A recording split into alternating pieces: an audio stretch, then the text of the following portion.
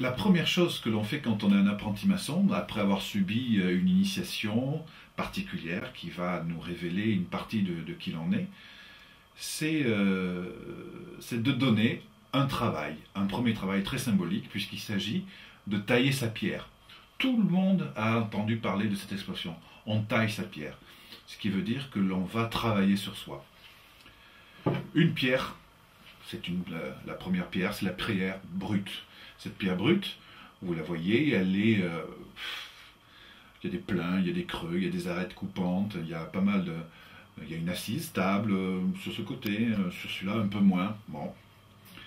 Et sans jugement de valeur, il faut se regarder donc tel que cette pierre, c'est-à-dire avec un potentiel particulier.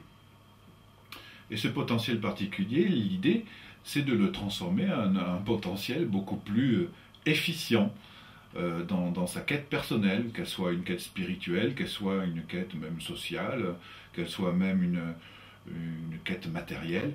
L'idée, c'est de faire en sorte que son potentiel, son être, puisse se magnifier pour pouvoir réaliser ses ambitions ou ce que sa volonté décide de faire, ce que son conscience juge bon de faire. De façon donc à tailler sa pierre, les deux premiers outils que l'on propose à un apprenti maçon, c'est un maillet et un ciseau. Donc si vous voulez tailler une pierre, qu'est-ce que vous allez faire? Vous allez mettre votre ciseau quelque part, mais ce quelque part ne va pas être un quelque part au hasard. Autrement, on va créer pas mal de dégâts. Donc on va prendre un angle particulier, une aspérité particulière, et donc le ciseau, naturellement, va prendre le sens de discernement, de sagesse, voire de conscience. Mais une conscience qui n'est pas animée, une sagesse qui n'est pas incarnée, ou un savoir qui n'est pas manifeste ne sert à pas grand-chose.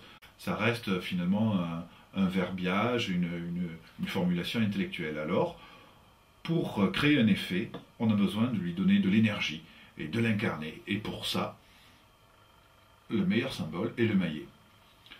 Donc ce maillet-là, la volonté va donner une énergie particulière, une force au ciseau, et le ciseau placé au bon endroit va créer l'effet recherché.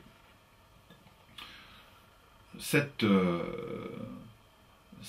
transmission de l'énergie est une transmission créatrice, et c'est la transmission qui va nous servir à travailler sur les aspérités de notre personnalité. Que ce soit des émotions, des contradictions, des problèmes égotiques, la peur, enfin que sais-je, pour essayer d'améliorer ses performances, son efficacité, son efficience, comme on dit actuellement. On va utiliser ce même principe.